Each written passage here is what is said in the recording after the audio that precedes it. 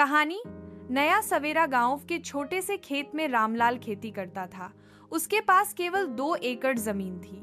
माँ पिता की देखभाल और बच्चों की पढ़ाई के लिए खेत की आय से गुजारा मुश्किल से निकल पाता था। एक जरूरी सींची, बीज और उर्वरक के खर्च के लिए उसे 30,000 ये का कर्ज साहूकार से लेना पड़ा।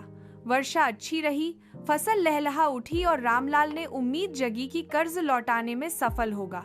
लेकिन जैसे ही ठंड आई, पाले ने फसल को बर्बाद कर दिया।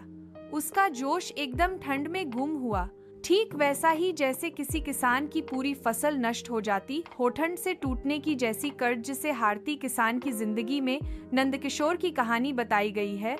रामलाल के पास वापसी के लिए कुछ भी नहीं था, ना फसल, ना पैसा, बस साहूकार का दबाव।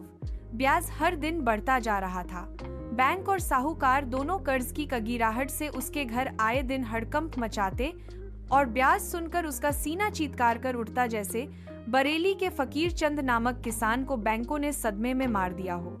एक रात जब उदासी और तनाव की गिरहें सिर पर तेज थीं, रामलाल ने जहर खाने का प्रण लिया।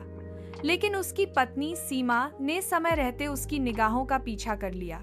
उस दिन सीमा ही ने साहूकार के सामने आकर कहा, मेरे पति का काम कम करो, क्या तुम जमीन न हो लोगे? एक छोटे किसानों का क्या होगा? और साहूकार के मन में कोई हलचल उठी। अगले ही दिन गांव वालों ने मिलजुल कर उसकी मदद करने की ठानी।